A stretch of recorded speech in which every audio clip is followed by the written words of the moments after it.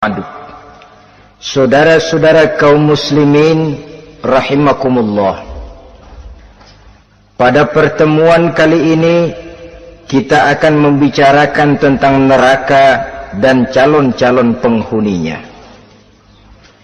Sesungguhnya kalau kita bicara tentang neraka, artinya kita bicara tentang akhirat.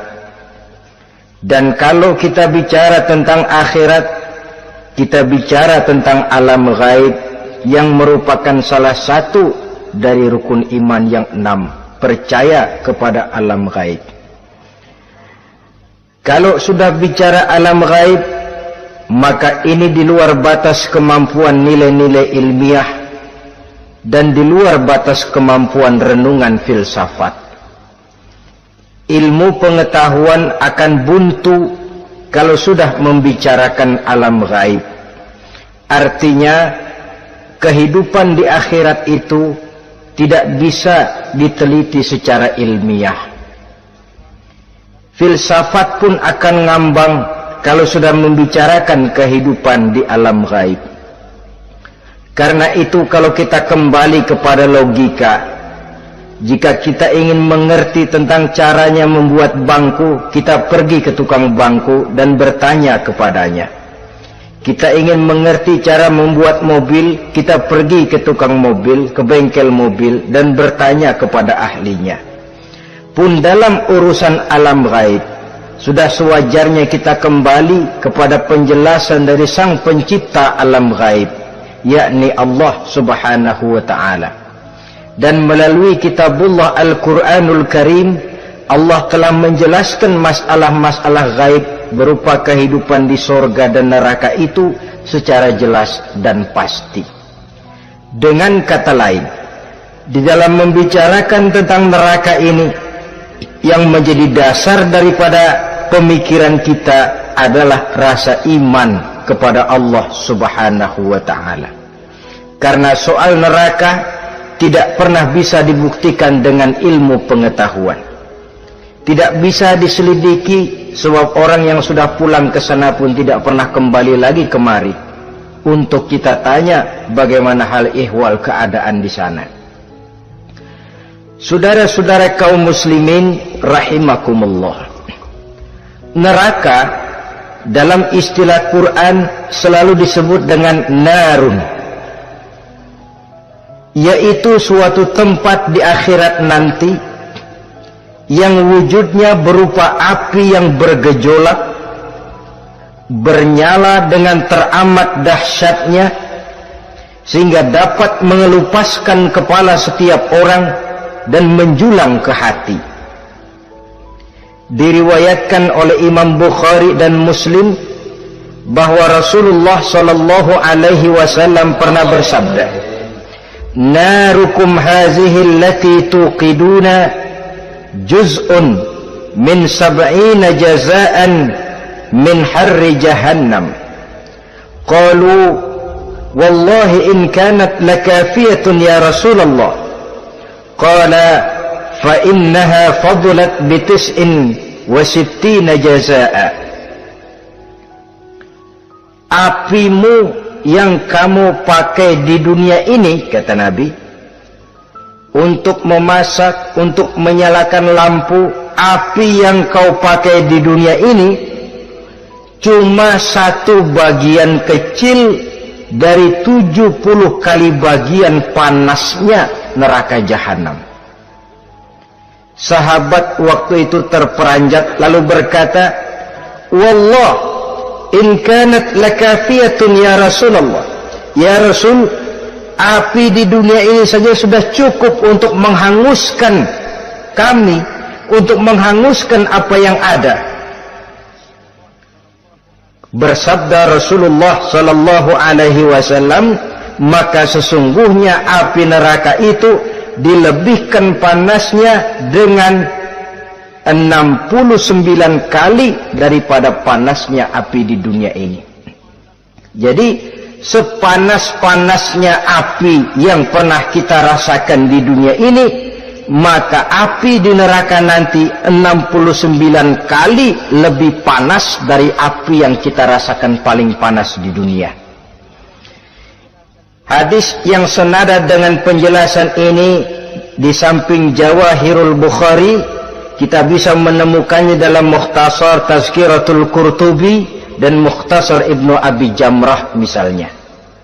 Saudara-saudara kaum muslimin rahimakumullah,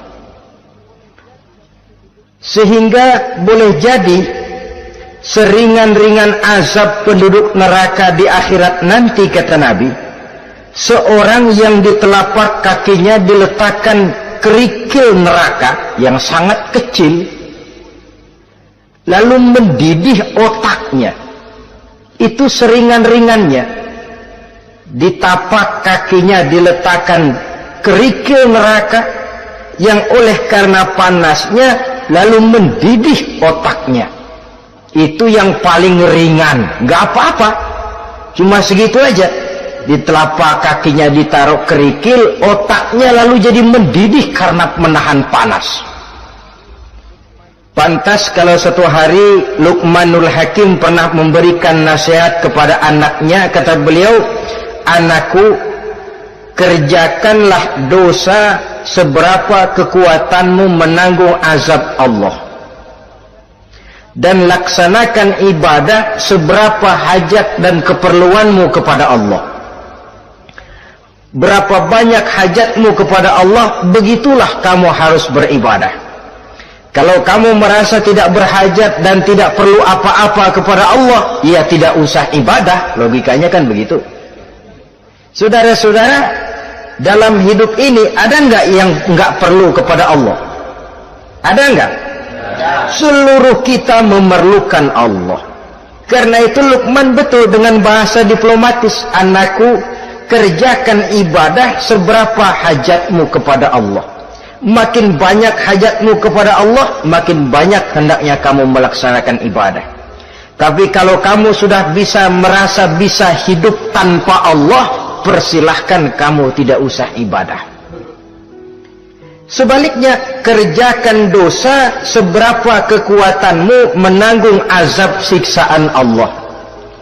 Kalau merasa sudah belajar ilmu kebal, kira-kira di neraka nanti enggak apa-apa, persilahkan kerjakan dosa sebanyak-banyaknya. Tapi kalau masih berpikir, gua mah jangan dibakar di neraka, nginjak puntung rokok gua lompat.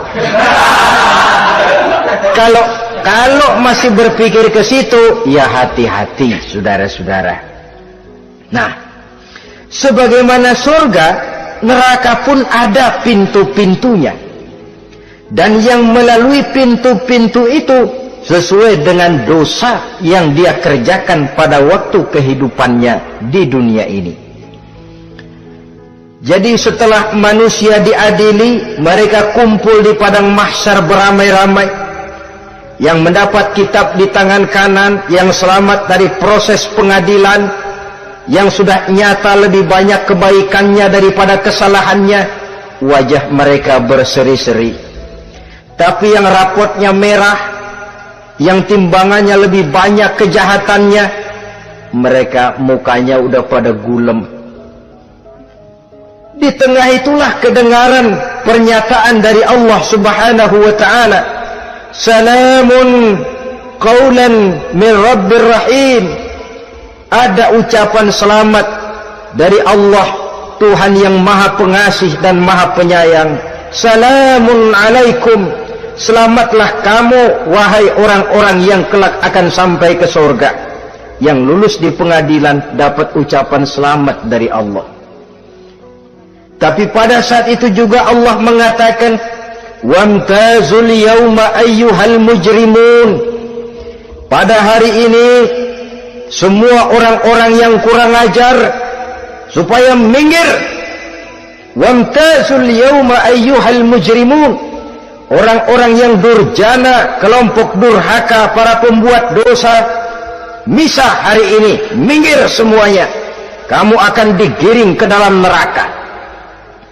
Saudara-saudara kaum muslimin rahimakumullah, baik mereka yang akan menuju surga baik mereka yang akan masuk ke dalam neraka sama melintasi satu jembatan yang melintang di atas neraka. Dalam surah Maryam ayat 71 dan 72, walaupun jembatan itu tidak digambarkan secara jelas, tapi kita temukan penjelasan Allah sebagai berikut. Wa inna minkum illa wariduha kana ala rabbika hatman maqdiya thumma nunajjil ladzina taqaw wa nazaru zalimina fiha jasiyya. Saudara-saudara, dan tidak ada setiap orang pun kecuali mereka akan melalui api neraka itu. Adapun orang-orang yang bertakwa, mereka diselamatkan oleh Allah, sedangkan orang-orang yang zalim, mereka terlempar ke dalam jurang neraka. Nah, itu yang dinamakan dengan sirat. Ada memang riwayat menjelaskan bahwa sirat itu kecilnya seperti rambut dibelah 7, tajamnya lebih tajam dari mata pedang. Tapi dalam banyak hal, orang lewat di atas sirat itu bergantung kepada amalannya waktu dia hidup di dunia ini. Maka jangan heran ada orang yang lewat di atas sirat itu seperti kilat, lep, sudah sampai di surga.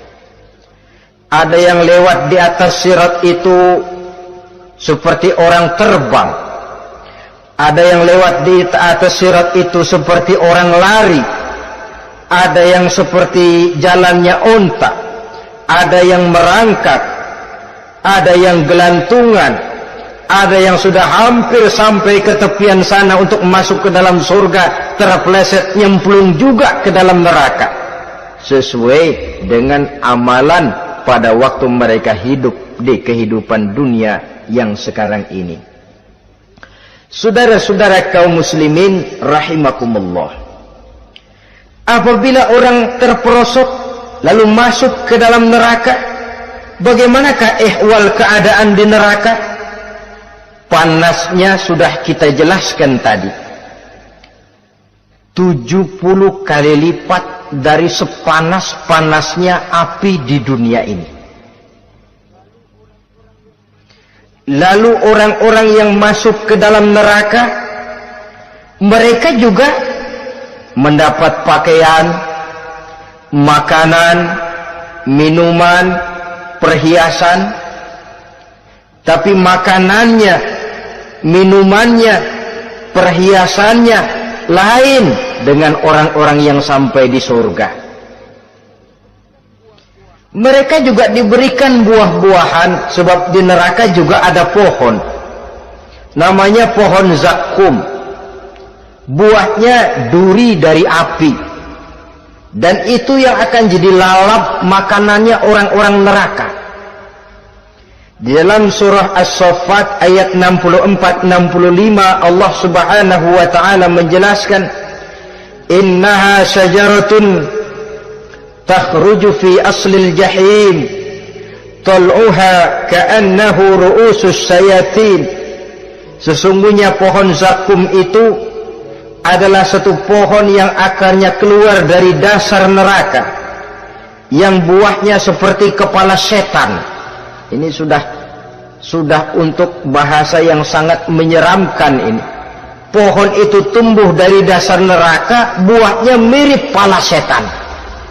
Itu akan dijadikan makanannya orang-orang yang ada di dalam neraka. Perhiasannya apa? Surah Al-Insan ayat 4, inna a'tadna lil kafirina salasilan wa aghlalan wa sa'ira. Sesungguhnya kami sediakan bagi orang-orang kafir itu di dalam neraka segala macam rantai, cambuk-cambuk dan belenggu-belenggu neraka, terbuat dari api neraka, siap untuk merantai, membelenggu dan mencambuk mereka. Jadi dikasih perhiasan, lehernya dikalungin rantai, tangannya dipakein belenggu, ada cambuk-cambuk yang seluruhnya terbuat dari api neraka. Begitu mereka sampai ke pintu neraka yang namanya malaikat Zabaniyah, penjaga neraka udah bukan main gemesnya dah. Ya, nyambutnya nggak ada ramahnya, lain sama malaikat Ridwan penjaga surga. Ramah, murah senyum. Begitu orang mau masuk surga, salamun alaikum tibtum fadkhuluha khalidin. Keselamatan atas kamu, sungguh kamu telah beruntung. Sekaranglah masuk kamu ke dalam surga dan kekalah tinggal selama-lamanya di sana. Ramah, murah senyum, selamat datang, selamat tiba di tempat yang penuh kenikmatan. Mari persilahkan. Ini malaikat Ridwan. Malaikat Malik, malaikat Zabaniyah lain lagi. Dia nungguin pabrik. Sadis menerima, matanya melotot. Ini dia manusia-manusia kurang ajar yang waktu di dunia sudah datang para rasul, sudah turun agama, sudah datang Al-Quran, tapi belagak pilon. Sini loh, nih rantai belenggu, lalu dirangkeng, dimasukkan ke dalam neraka. Na'udzubillah summa na'udzubillah. Saudara-saudara, lalu terpikir oleh kita, kalau begitu panasnya api neraka, sekali lempar orang terus mati dong. Ya enak kalau boleh begitu sih. Begitu dilempar ke neraka terus mati, enak. Ternyata tidak. Kepedihan neraka adalah kepedihan yang kekal dan terus menerus. Tidak satu saat pun orang-orang di dalam neraka pernah merasakan kesenangan. Tidak sesaat pun.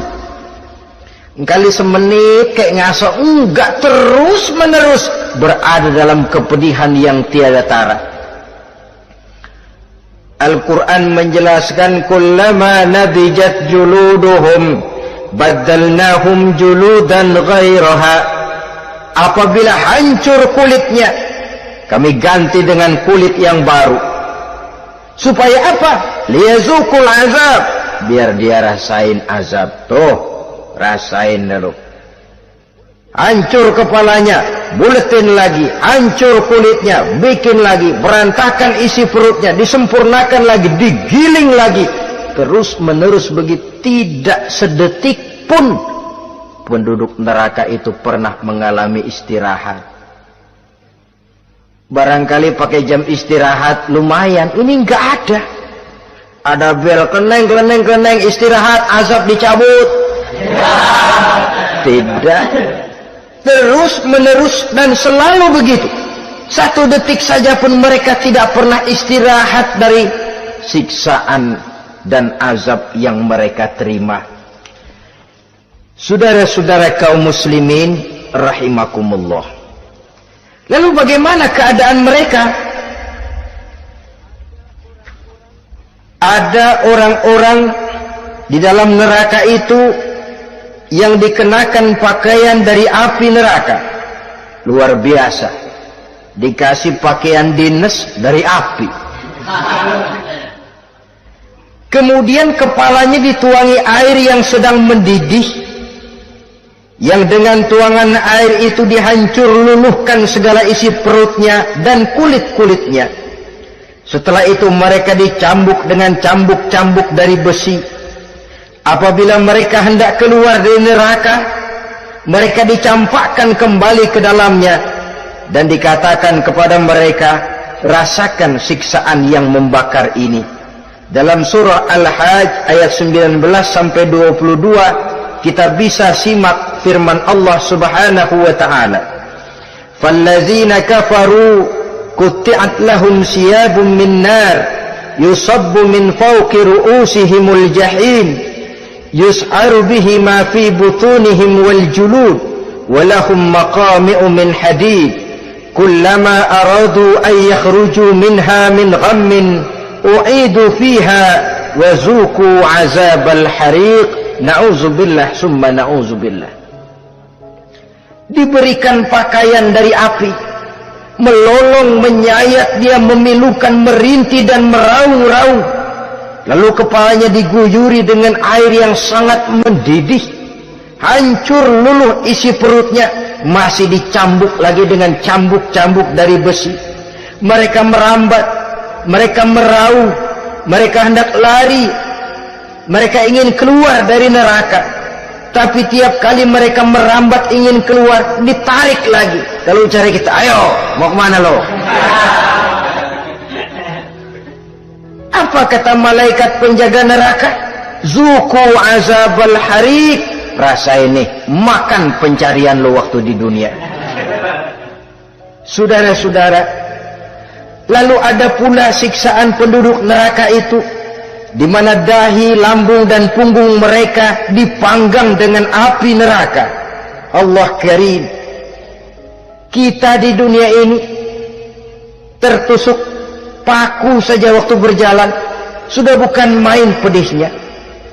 Tertusuk duri saja sudah bukan main pedihnya. Ini punggungnya, lambungnya macam disate, dipanggang dari api neraka. Dalam At-Taubah ayat 35 kita temukan firman Allah, fi nari jahannama fatukwa biha hibahuhum wa junubuhum wa zuhuruhum, na'udzubillah summa na'udzubillah. Kemudian ada pula penduduk neraka itu yang disiksa, lehernya diikat dengan rantai, mereka spontan diseret-seret dengan sekeras-kerasnya dan dilemparkan ke dalam lautan air yang sedang mendidih. Kemudian mereka dibakar dalam api yang bergejolak dan menyala-nyala. Pada surah Al-Mu'min ayat 71 dan 72 Allah subhanahu wa ta'ala menjelaskan, izil aghlalu fi a'nakihim wassalasil yushabuna fil hamim summa fin nari yusjarun. Ketika belenggu dan rantai dipasang di leher mereka supaya mereka diseret ke dalam air yang sangat panas, kemudian mereka dibakar dalam api. Ada lagi penduduk neraka yang dipegang jambulnya lalu diseret ke tengah-tengah neraka, kemudian kepalanya digerujuki dengan air yang mendidih seperti yang dijelaskan dalam surah Ad-Dukhan ayat 47 dan 49. Pendeknya, azab dan siksaan neraka itu sesuailah dengan amalan dosa yang dikerjakan manusia pada waktu kehidupan di dunia ini. Maka dalam puncak perjalanan Mi'raj misalnya, kepada Rasulullah sallallahu alaihi wasallam diberikan berbagai macam penglihatan sebagai contoh dan tamsil dari kehidupan di dunia ini, sejak dari penglihatan di jalan sampai kepada penglihatan surga dengan segala kenikmatannya dan neraka dengan seluruh azabnya. Seluruhnya merupakan contoh teladan. Misalnya dalam perjalanan di ketika hendak Mi'raj itu, sebelum berangkat Rasul disodorkan 2 minuman, segelas berisi arak, segelas lagi berisi susu. Kata malaikat Jibril, ambillah salah satu minuman itu ya Muhammad. Lalu Rasul dengan tidak ragu-ragu, mantap betul, beliau mengambil gelas yang berisi susu, lalu beliau minum.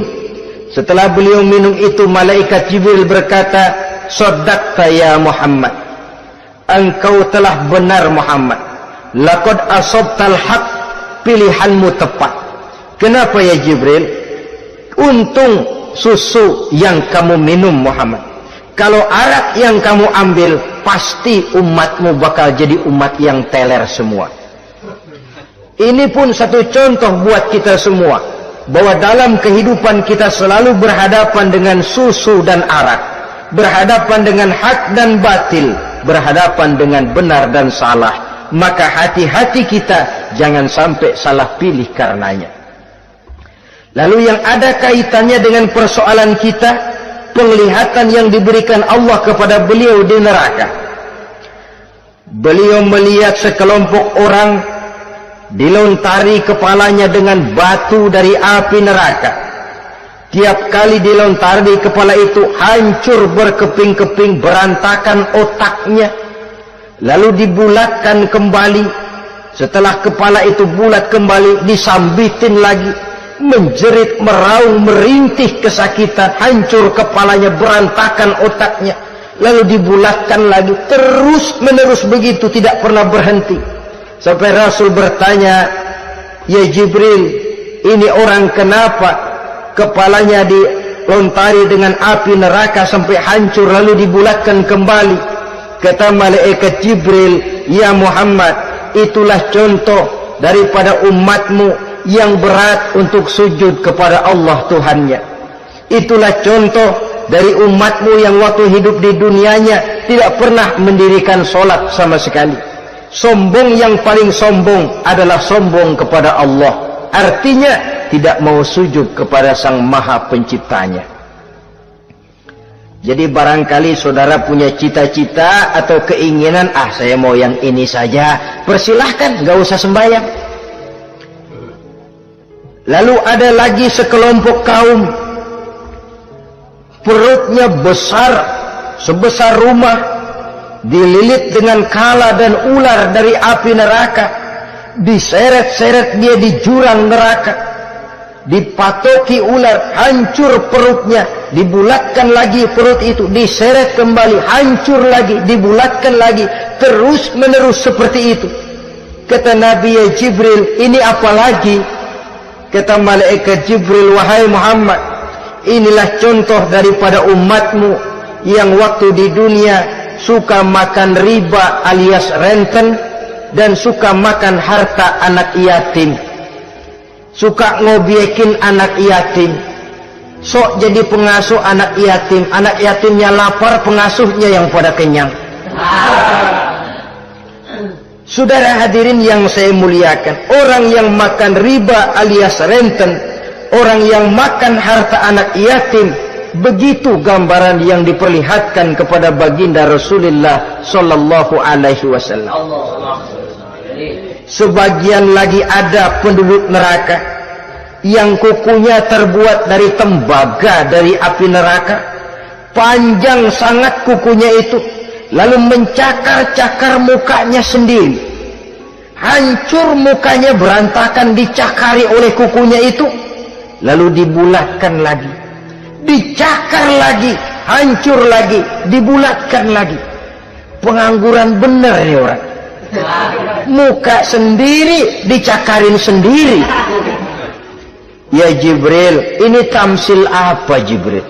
Ya Muhammad, itulah contoh dari umatmu yang pada waktu di dunianya enggak pernah rukun sama sesama saudaranya muslim, suka nyari aib orang lain, suka ngejelekin orang lain, padahal orang lain itu saudaranya seakidah. Kan sama dengan nyakar muka sendiri namanya, menepuk air di dulang, terpercik muka sendiri. Kejelekan saudaranya dikorek-korek, aib saudaranya diobral di pasar umum. Orang macam itu nanti tangannya akan tumbuh kuku panjang dari tembaga yang akan mencakar dan mengoyak-ngoyak mukanya sendiri. Itu kita bisa lihat nanti. Oh, ini yang waktu di dunia suka ngorek-ngorek kesalahan orang tuh lagi pada nyakarin mukanya. Oh, begitu. Saudara-saudara kaum muslimin rahimakumullah. Oleh karena itu Nabi ajarkan kita, tuba liman syaghalahu aibuhu an uyubin nas. Beruntung orang yang aib dan kekurangan pada dirinya menyebabkan dia sibuk sampai enggak sempat ngorek-ngorek aib dan kekurangan orang lain. Introspeksi. Beruntung orang yang celak dirinya menyebabkan dia sibuk dan tidak sempat ngorek-ngorek aib pada diri orang lain. Ada pula di antaranya dilihat oleh Rasul, di antara penduduk neraka itu orang yang lidahnya terjulur memanjang, kemudian dipotong lidah itu dengan gunting dari api neraka, menjerit dan memekik ia menahan sakit yang tiada tara, sampai Rasul bertanya kepada malaikat Jibril, kalau ini tamsil apa lagi ya Jibril?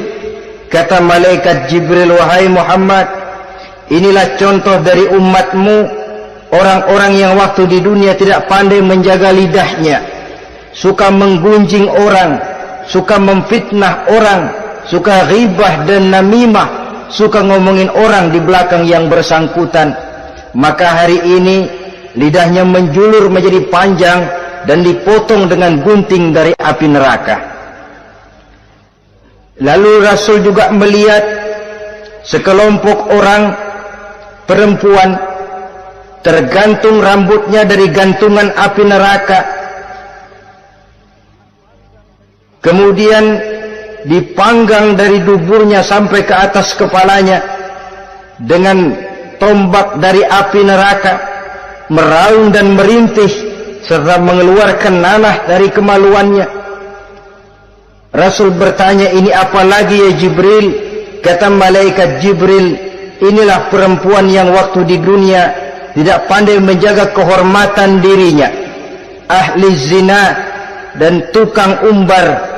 Saudara-saudara kaum muslimin rahimakumullah, banyak lagi tamsil-tamsil yang dicontohkan dalam puncak perjalanan Mi'raj yang seluruhnya merupakan peringatan bagi kita umat Rasulullah sallallahu alaihi wasallam. Nah, kemudian sekarang marilah kita bicarakan neraka itu satu demi satu. Yang pertama, dan ini yang paling dikenal orang, neraka jahanam atau naru jahannam. Siapa yang dijelaskan Allah akan menjadi penghuni neraka jahanam ini? Pertama dalam surah Al-Ankabut ayat 68. Wa man azlamu mimman iftara 'ala Allahi kadziban aw kadzdzaba bil haqqi lamma ja'ahu alaysa fi jahannam maswal lil kafirin. Adapun orang-orang yang zalim kepada Allah, mendustakan ayat-ayat Allah dan mendustakan kebenaran setelah datang kebenaran itu, bukankah neraka jahanam merupakan tempat kembali bagi orang-orang kafir? Jadi dalam Al-Ankabut ayat 68 ini dijelaskan, penduduk neraka jahanam itu pertama adalah orang-orang kafir. Siapa orang kafir? Menurut keyakinan akidah kita, setiap orang di luar Islam adalah kafir. Kemudian yang kedua dalam surah Al-Hijr ayat 42 dan 43, penduduk neraka jahanam itu, inna ibadi laisa laka alaihim sultanun illa man ittaba'aka minal ghawin wa inna jahannama la maw'iduhum ajma'in. Sesungguhnya hamba-hambaku tidak akan bisa kamu kuasai, hai iblis, kecuali mereka yang mengikuti tipu dayamu. Sesungguhnya neraka jahanamlah tempat mereka seluruhnya. Kalau kita perhatikan ayat ini, maka penghuni neraka jahanam yang kedua adalah para pengikut setan. Para pengikut setan dengan seluruh ajaran-ajaran yang dilancarkan oleh setan. Padahal pada saat hendak masuk neraka, setan jelas cuci tangan. Tugasnya cuma bagaimana mencari pengikut sebanyak-banyaknya yang akan nemenin dia di neraka nanti. Tapi pada saat orang digiring ke dalam neraka, setan cuci tangan. Mungkin orang menuntut, setan, gue ngikutin lu, sekarang kenapa jadi kemari? Nah, gue bilang juga apa? Kata setan, gue bilang juga apa, lu kenapa ngikutin? Dan setan ini menebar ranjau dalam segala bentuknya, dengan segala macam caranya. Para pengikut setan yang menjauhi tuntunan agama, memperturutkan hawa nafsunya. Setan membisiki manusia lewat minuman keras, setan masuk manusia lewat judi, lewat zina, lewat kenikmatan yang melalaikan orang dari kehidupan akhirat dan selanjutnya, dengan segala macam jalan. Kadang-kadang dalam ibadah setan juga masuk. Kalau tidak ditimbulkannya takabur, ditimbulkannya sikap ujub dalam diri kita. Timbul rasa diri lebih benar dari orang lain. Dan ini jelek. Timbul rasa nganggap enteng orang lain. Itu kan ujub. Nggak dikelihatannya orang, cuma hatinya aja ngomong sendirian. Kalau gue lihat di kampung ini nggak ada yang kayak gue. Bayangnya kayak ibadahnya kayak udah aing pang paling nak ya di dia. Itu juga bisikan iblis. Dan dia tidak segan-segan mengaku jadi Tuhan iblis itu. Dan ini diceritakan dalam kehidupan Sayyidus Syekh Abdul Qadir Jailani. Ketika beliau sedang ibadah di mihrab dalam masjid, datang seberkas sinar. Sinar itu ngomong, "Ya Abdul Qadir, ana rabbuk." Hai Abdul Qadir, aku Tuhanmu, kata cahaya tadi. Sudah cukup kamu ibadah Abdul Qadir. Sembayangmu udah banyak, puasamu udah banyak, jihadmu cukup. Maka mulai sekarang berhenti dah ibadah. Aku bolehkan kepada kamu segala yang dilarang. Cuma yang didatangi Syekh Abdul Qadir. Sehingga mendengar cahaya tadi ngomong begitu, beliau ambil kasut sendal, disambitnya cahaya tadi, "Izhab ya la'in." Pergi laknat terkutuk iblis kamu. Masa saya disuruh berhenti sembahyang karena hati saya sudah baik? Kalau hati sudah baik lalu boleh berhenti sembahyang, mestinya yang paling dulu berhenti sembahyang Nabi Muhammad, sebab beliau orangnya paling baik. Tapi Nabi hatinya baik, sholat jalan terus, hukum halal haram berlaku. Ini kadang-kadang orang sekarang baru ibadah dikit banget merasa dapat bisikan katanya, wangsit. Ya berhenti sembahyang madep mulu, ndak madep mudik sembahyang. Bikin ajaran yang aneh-aneh. Nah kalau satu orang boleh dapat wangsit, saya juga boleh dong ngomong dapat wangsit. Saya juga boleh dong mendirikan aliran kepercayaan. Saya ngilang dulu dari kampung saya kira-kira 3 tahun. Saya nyepi di kaki Gunung Salak, pulang piara jenggot, pakai belangkon.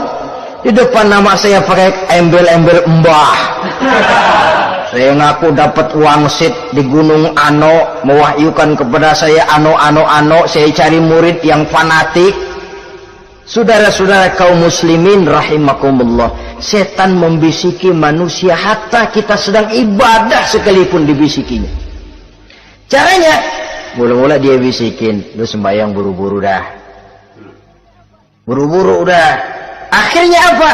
Rukuk kita nggak sempurna, sujud kita nggak lengkap, tumakninah kita kurang, bacaan kita tajwidnya nggak kena. Kalau itu bisa kita atasin, kita sembahyang sebagaimana yang seharusnya, dia bisiki lewat jalan lain lagi. Suruhnya yang pendek-pendek aja dah. Atau habis sembahyang udah sigrah, udah jangan pakai wirid, jangan pakai zikir. Dengan segala macam jalan dibisikinya was-was ke dalam diri kita, sehingga ada satu riwayat walaupun dhaif tapi ini baik untuk dijadikan pelajaran. Konon iblis itu kalau subuh keliling dia bawa kulit kambing, jarum sama tepung. Ditanya orang, iblis ini buat apa? Oh, kulit kambing. Gunanya tahu nggak? Kalau begitu subuh, sudah muazzin bilang as-salatu khairum minan naum. Salat lebih baik daripada tidur. Maka ini kulit kambing mulai aku hamparkan buat hamba-hamba Muhammad. Jadi begitu dengar azan, cuma udah bikin anget udah tidur. Kenapa? Kulit kambing belis masuk. Saudara-saudara, lalu kata orang tadi lagi, lah kalau tepung buat apa itu? Oh, tepung itu kalau umat Muhammad mau baca Quran, baca kitab, mutolaah, gua aurin tepung matanya biar dia sepet. Makanya kalau sudah ngaji baca Quran, bawaannya udah ngantuk aja ngantuk.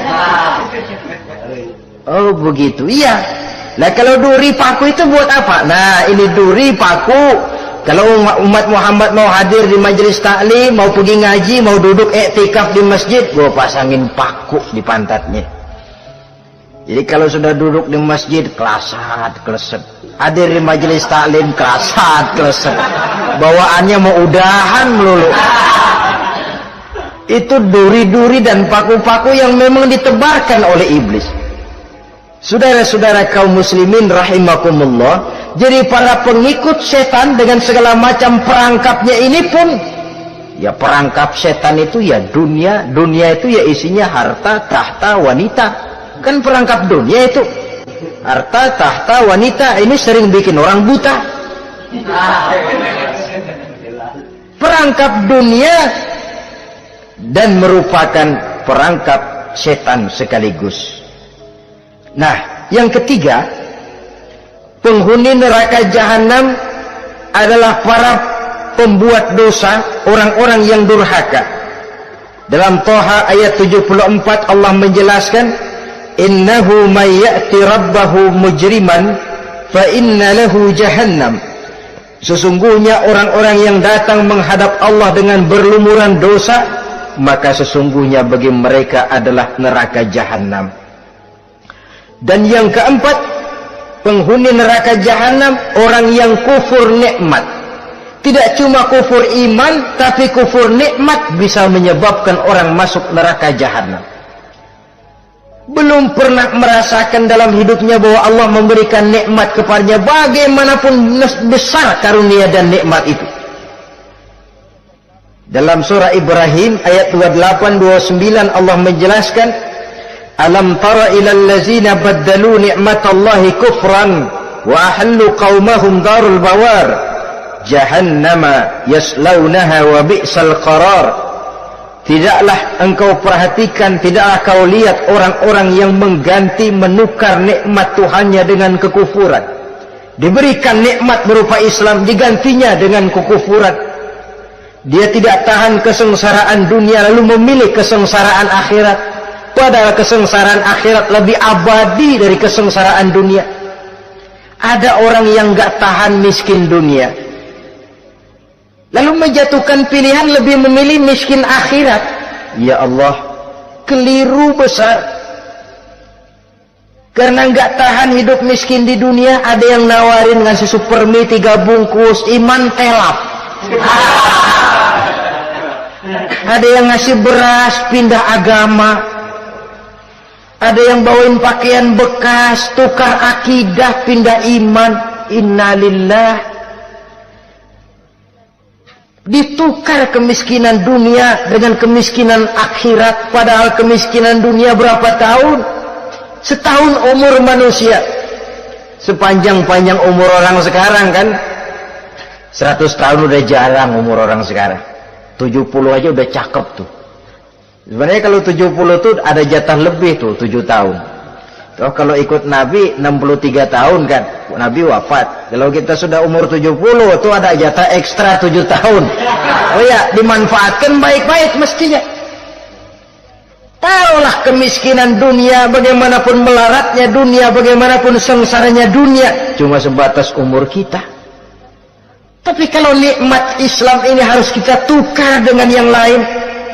Baddalu ni'matallahi kufran, menukar, mengganti nikmat yang diberikan Allah dengan kekufuran.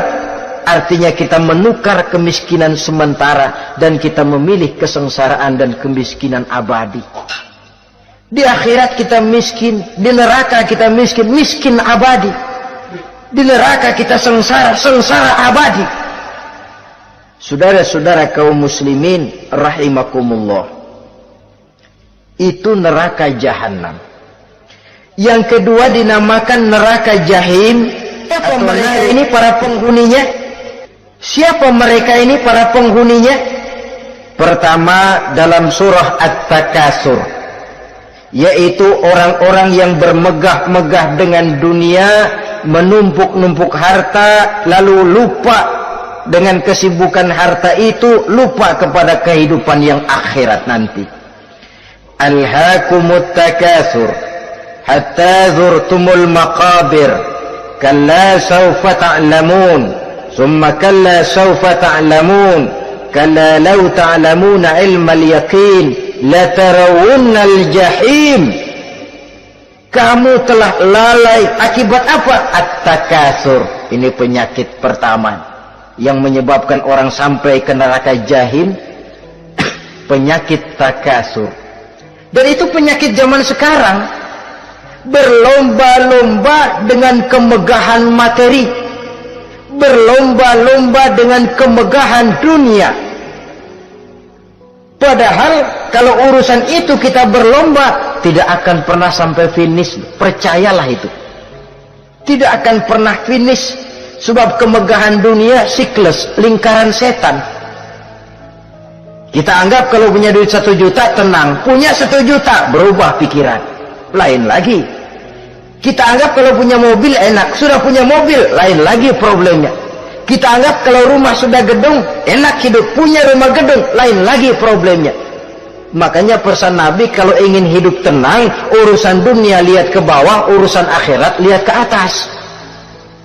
Sering dicontohkan kalau punya mobil, bilang alhamdulillah kita punya mobil, tangga kita cuma punya motor. Kata yang punya motor, syukur banget kita punya motor, tangga kita punya sepeda doang. Kemana-mana kekejek mulu. Dayung. Kata yang punya sepeda, alhamdulillah kita punya sepeda, tetangga kita cuma jalan kaki, kemana-mana ngetuk mulu.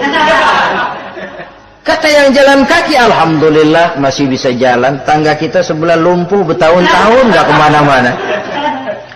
Kata yang lumpuh, alhamdulillah masih hidup, tangga kita kemarin mati gak balik lagi. Itu dalam urusan dunia, sehingga sifat takasur ini hilang. Tapi urusan akhirat lihat ke atas. Kalau dia begitu sibuknya bisa jaga sholat, kenapa saya tidak? Kalau dia hidupnya sederhana, rajin sedekah, kenapa saya yang lebih kok enggak sanggup? Kalau dia bisa baca Quran, kenapa saya enggak? Lalu timbul gairah ingin mencontoh orang dalam urusan ibadah, menimbulkan ketenangan jiwa. Dan itu ada garis finishnya. Tapi kalau yang lumpuh lihat yang bisa jalan, lihat yang naik sepeda, yang sepeda naik punya, lihat motor, sudah punya motor, lihat mobil, lihat pesawat terbang, lihat kereta api. Kapanlah awak nih mau bersyukur? Yang ada kurang saja, padahal nikmat itu tidak pernah berhenti. Bukan dilarang orang kaya, tetapi perlombaan memperkaya diri itu yang dilarang. Karena kalau sudah perlombaan namanya jor-joran sifatnya. Prinsipnya tujuan menghalalkan cara ini yang dijaga oleh agama. Saudara-saudara, selain penyakit takasur yang menyebabkan orang sampai ke neraka jahim, juga perbuatan durjana. Dalam Al-Infitor ayat 13-14, innal abrara lafi na'im wa innal fujjara lafi jahim. Orang-orang yang berbakti, berbuat kebajikan, mereka akan mendapatkan neraka surga naim. Tetapi orang-orang yang fujar, durjana, kurang ajar, durhaka, lafi jahim, mereka akan mendapatkan neraka jahim. Lalu siapa lagi penghuni jahim itu? Orang-orang yang menentang dan menantang ayat-ayat Allah. Wallazina sa'au fi ayatina mu'ajizin ulaika ashabul jahim. Dan orang-orang yang berusaha menantang ayat-ayat Allah sehingga melemahkan orang-orang yang mau mengikuti rasul-rasul Allah. Menantang ayat Allah dan membuat lemah orang yang mengikuti Rasul, melemahkan semangat orang yang mau mengikuti khitah dan perjalanan Rasul. Lu membangun masjid, iya, boleh, buat, jangan. Jangan aja kapok. Majelis taklim pahit, ngaji berat, melemahkan ini. Sudah dia rusak, merusak lagi. Kalau rusak kan cuma sendirian. Ini tidak, sudah rusak, merusak. Mu'ajizin, melemahkan orang-orang yang mau mengikuti ayat-ayat Allah. Dan itu tidak jarang zaman sekarang ini. Orang yang melemahkan semangat kita dalam berjuang menegakkan kebenaran. Kita yakin Islam agama yang benar, kita yakin Islam agama yang sempurna.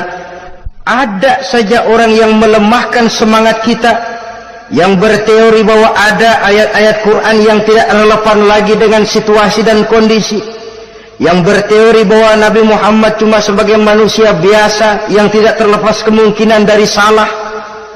Pendeknya melemahkan nilai-nilai semangat kita untuk memperjuangkan Islam ini. Ini pun termasuk mu'ajizin.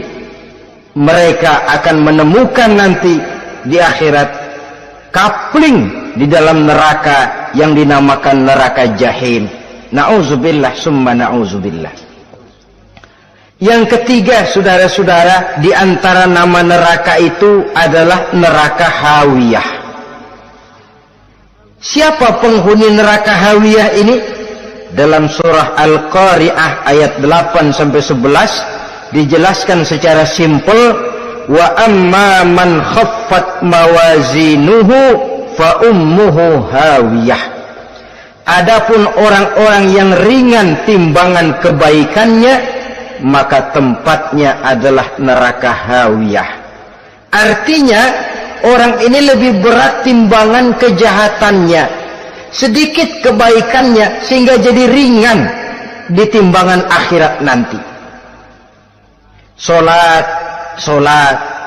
puasa, zakat, tapi dosa yang dikerjakan masih lebih banyak ketimbang kebaikan yang dikerjakannya itu. Maka orang semacam ini apabila tidak mendapat syafaat, maka dia akan masuk ke dalam neraka yang namanya neraka hawiyah. Lalu yang keempat, neraka wail. Dalam surah Al-Ma'un ayat 1-7, garis besarnya yang mendapat neraka wail adalah para pendusta agama. Siapa sih pendusta agama itu? Ara'aital ladzi yukazzibu biddin. Tidakkah kamu lihat siapa orang-orang yang mendustakan agama? Mendustakan agama, beragama tapi bohong, sholatnya bohong, hajinya bohong, puasanya bohong, mendustakan agama. Siapa mereka? Fazalikal ladzi yad'ul yatim. Pertama, orang yang suka menghardik anak yatim. Anak yatim yang lemah, anak yatim yang tidak berdaya, yang hidup dipayungi kemiskinan dan kekurangan, bukan ditolongnya, malah dihardiknya. Jangan lupa, saudara yang sudah 2-3 kali pergi ke Makkah, saudara yang khusyuk dalam sujudnya, saudara yang mantap dalam puasanya, mungkin saja bisa terhalang masuk ke dalam surga, karena di samping rumah saudara ada anak yatim merintih menahan lapar dan haus. Saudara tahu, saudara mampu, tapi saudara diam saja, tidak mau mengulurkan tangan. Mungkin itu yang akan mengganjal saudara untuk masuk ke dalam surga. Wala yahuddu ala ta'amil miskin. Mereka membiarkan fakir miskin, tidak memberikan makan. Kemudian fawailul lil musallin. Mereka juga melalaikan solat. Allazina hum an solatihim sahun. Allazina hum yura'un. Mereka juga riak di dalam amalnya. Saudara hadirin kaum muslimin rahimakumullah, melalaikan solat, kemudian riak dengan amalnya, termasuk amalan solatnya. Kalau jadi imam, bahasanya dibuat sepasih-pasihnya, surahnya yang panjang-panjang, paling pendek sabbihis sama wadduha. Tapi kalau sholat sendirian cukup qul huwallahu ahad sama inna a'tainakal kautsar. Hilang lagi nilai keikhlasannya. Dan terakhir, mereka enggan untuk membayar zakat. Yang memenuhi ciri-ciri inilah yang dikatakan sebagai pendusta agama. Menghardik yatim, membiarkan fakir miskin, melalaikan sholat, riya, dan enggan membayar zakat. Mereka divonis mendapat neraka wail, seperti dalam surah Al-Ma'un ayat 1-7. Saudara-saudara kaum muslimin rahimakumullah. Yang kelima, neraka sa'ir. Neraka sa'ir ini pertama buat mereka yang memakan harta yatim. Kalau tadi tidak mau membantu, ini malah membantu tapi tujuannya malah ngobyekin anak yatim. Mereka yang memakan harta yatim dalam An-Nisa ayat 10, innal ladzina ya'kuluna amwalal yatama zulman innama ya'kuluna fi butunihim nara wa sayaslawna sa'ira. Sesungguhnya orang-orang yang memakan harta anak-anak yatim dengan zalim, mereka sebenarnya telah memakan neraka, memasukkan api neraka ke dalam perutnya. Mereka akan dilontarkan ke neraka sa'ir. Selain itu, orang-orang yang mengingkari apa yang diturunkan oleh Allah Subhanahu wa ta'ala, mengingkari kebenaran Quran, mengingkari Rasul, pendeknya mengingkari Islam, dijelaskan dalam surah Luqman ayat 21. Yang keenam, saudara-saudara, yang dinamakan dengan neraka laza namanya. Pertama, untuk pembangkang dan orang yang menjauhi agama. Yang kedua, orang yang berpaling dari kebenaran. Dan yang ketiga, orang yang suka menumpuk-numpuk harta dan menyimpannya, tidak mau membayar zakat, infak, apalagi sedekah. Ini kita temukan penjelasannya dalam surah Al-Ma'arij ayat 15 dan 17. Yang ketujuh dinamakan neraka Saqar. Siapa penghuni neraka Saqar ini? Pertama, orang yang tidak pernah sholat.